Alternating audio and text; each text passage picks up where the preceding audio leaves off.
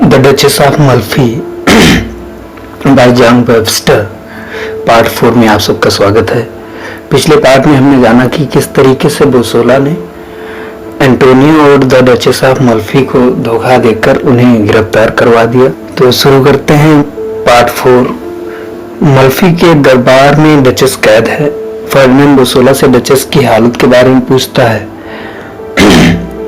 Bosola प्रशंसा करता है कि डचेस इन विषम परिस्थितियों में भी सकारात्मक व्यवहार कर रही है।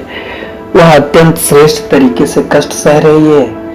वह इस प्रकार से दुखी है मानो उसे इसका बहुत अनुभव है, क्योंकि उसके व्यवहार में कोई व्याकुलता नहीं है। लगता है वह मृत्यु का स्वागत करना चाहती है। उसके व्यवहार ने दुर्दिनों को भी राजसी भव्यता प्रदान की है। उसका चेहरा आंसुओं से भीगा हुआ अधिक आकर्षक लगता है। वह अपने विचारों में खोई रहती है और उसकी खामोशी उसकी आंतरिक भावनाओं को पूर्णतः उजागर करती है। डचेस प्रवेश करती है और बोसोला बताता है कि फर्डिनेंड उससे मिलना चाहता है, किंतु गुस्से में ली गई एक शपथ के कारण वह उससे रोशनी में नहीं मिल सकती। जब वह आए तो कमरे में मोमबत्ती भी नहीं होनी चाहिए। बिना उसका चेहरा देखे वह उसके साथ समझौता करना चाहता है। जब सभी रोशनी हटा ली जाती है, फर्डिनेंड प्रवेश करता है और कहता है डचेस के लिए अंधेरा उपयुक्त है।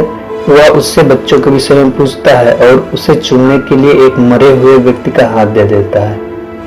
डचेस कहती है कि हाथ बहुत ठंडा है। लगता है कि यात्रा के कारण फर्डिनेंड थक गया है। जब उसे असलियत का पता चलता है, वह रोशनी के लिए पुकारती है। रोशनी में उसे एंटोनियो तथा बच्चों की लाश दिखाई देती है। वास्तव में ये असली प्रतीत होने वाली मूर्तियां हैं। फर्डिनेंड के जाने पर बोसोला प्रसन्न होता है कि डचेस को दुखी बनाने में वे सफल हुए हैं। डचेस को मानसिक कष्ट देने के लिए पागलों का एक समूह वहां भेज दिया जाता है। डचेस इसके लिए फर्डिनेंड को धन्यवाद देती है, क्योंकि अब तो शोर शराबा ही उसको संयत रख सकता है। बौद्धिकता और खामोशी तो उसे पागल कर देगी। वह कैरियोला से कोई बहुत दुखद कहानी सुनाने को कहती है। कैरियोला कहती है कि इससे तो उसका दुख बढ़ जाएगा। डचेस दावा करती है कि दूसरों का दुख सुनकर अपना दुख कम हो जाता है।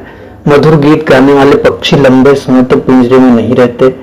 वहां पर पागल ज्योतिषी, पागल वकील, पागल पादरी तथा पागल डॉक्टर आते हैं और नाचते हैं। बोसोला एक बूढ़े व्यक्ति के रूप में आता है। डचेस पूछती है कि क्या वह उसे जानता है। बूढ़ा व्यक्ति एक दार्शनिक उत्तर देता है। बोसोला का दावा है कि डचेस का शरीर कीड़े मकोड़ों का एक बक्सा है। गोश्त एक प्रकार का जमा हुआ दूध या गाढ़ा पदार्थ है। उसका शरीर कागज के उन डिब्बों से भी कमजोर है जिनमें तितलियां पकड़ी जाती हैं। इससे प्रेम करने की कोई आवश्यकता नहीं है, क्योंकि बाद में इसे धरती के कीड़े खाते हैं। इस शरीर में आत्मा उसी प्रकार अकुलाती है जिस प्रकार पिंजरे में बंद पक्षी। डचेस कहती है कि अब वह भी माल्फी की डचेस है। बोसोला बताता है कि वह कब्र बनाने वाला है और डचेस की कब्र बनाने आया है। जल्लाद ताबूत, फांसी का फंदा तथा घंटी लेकर आता है। यह देखकर कैरियोला डर जाती है। अब बोसोला कहता है कि वह मुर्दा दफनाते समय घंटी बजाता है। वह धीरे धीरे डचेस को जीवन से विरक्त कर देगा। कैरियोला कहती है कि वह भी डचेस के साथ मरेगी। डचेस कहती है कैरियोला जीवित रहे और डचेस के बच्चे की बीमारी में दवाई दे और सोने से पहले प्रार्थना करवाए। कैरियोला को वहां से हटा दिया जाता है। बोसोला डचेस से मरने के लिए तैयार होने के लिए कहता है, क्योंकि जल्लाद आ गए हैं। डचेस कहती है कि उसने जल्लादों को क्षमा कर दिया है। बोसोला पूछता है कि क्या उसे मौत से अब डर नहीं लग रहा। फांसी का फंदा तो उसे डरा रहा होगा। डचेस दावा करती है कि वह भयभीत नहीं है। मौत फांसी के फंदे से आए या जहर से या गला घोटने से, इससे कोई फर्क नहीं पड़ता। वह जानती है कि मौत के पास आने के लिए 10,000 रास्ते हैं। वह बोसोला से निवेदन करती है कि उसके भाइयों को बता दिया जाए कि डचेस ने मौत का स्वागत किया था। डचेस जल्लादों से कहती है कि वे फांसी का फंदा कसकर लगाएं और पूरी ताकत से स्वर्ग भी उसके ऊपर गिरा दें। तभी वह उनसे रुकने के लिए कहती है, क्योंकि स्वर्ग के रास्ते राजाओं के महलों की तरह ऊंचे नहीं है। वहां तो केवल घुटने के बल ही प्रवेश किया जा सकता है। मौत की नींद सोना चाहती है। वह बोसोला से कहती है कि उसके भाइयों को बता दिया जाए कि अब वे चैन से भोजन कर सकते हैं। डचेस को फांसी लगा दी जाती है। कैरियोला एवं बच्चों को भी मार दिया जाता है। तभी फर्डिनेंड आता है और पूछता है कि क्या डचेस मर गई। बोसोला उसे बच्चों की लाश दिखाता है। फर्डिनेंड कहता है कि भेड़िए के बच्चों को मरने पर दया नहीं दिखाई जाती। बोसोला फर्डिनेंड से पूछता है कि क्या उसे अब भी रोना नहीं आ रहा। फर्डिनेंड बोसोला से कहता है कि डचेस का चेहरा ढक दिया जाए। वह इस जवान शरीर को नहीं देख सकता, किंतु पुनः उसे चेहरा देखने की इच्छा होती है। वह बोसोला को कोसता है कि उसने यह निर्दयी कार्य कैसे कर दिया। फर्डिनेंड स्वीकार करता है कि उसे आशा थी कि यदि डचेस विधवा मरेगी तो वह उसके खजाने पर कब्जा कर लेगा।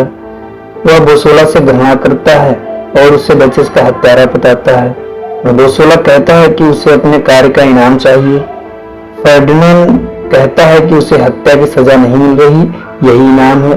बोसोला स्वीकार करता है कि डचेस की निर्दयी हत्या ने फर्डिनेंड को हिला दिया है। बोसोला को अपने पापपूर्ण कृत्य पर घृणा होती है। मात्र फर्डिनेंड से इनाम पाने के लिए उसने यह कार्य किया और इसका परिणाम मात्र निराशा है। उसे अपनी दशा ऐसी लगती है जैसे किसी को बर्फ में पसीना आ रहा हो और आग में जमा जा रहा हो।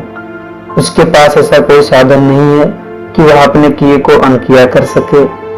अब वह निर्णय करता है कि किसी इनाम के लालच में अपनी अंतरात्मा की शांति को भंग नहीं करेगा और केवल अच्छे कार्य करेगा। तभी वह देखता है कि डचेस के शरीर में कुछ हलचल है, अर्थात उसमें कुछ जीवन शेष है। वह भगवान से प्रार्थना करता है कि यह पुनः जीवित हो जाए। अभी डचेस की सांस आ रही है। वह एंटोनियो का नाम पुकारती है। बोसोला उसे बताता है कि एंटोनियो जीवित है। ईश्वर से दया की प्रार्थना करते हुए वह मर जाती है। बोसोला उसे बताता है कि एंटोनियो जीवित है। ईश्वर से दया की प्रार्थना करते हुए वह मर जाती है। बोसोला संकल्प करता है कि डचेस के परिवार के लिए उससे जो भी बन पड़ेगा वह करेगा। धन्यवाद। पार्ट 4 यहीं पर समाप्त होता है।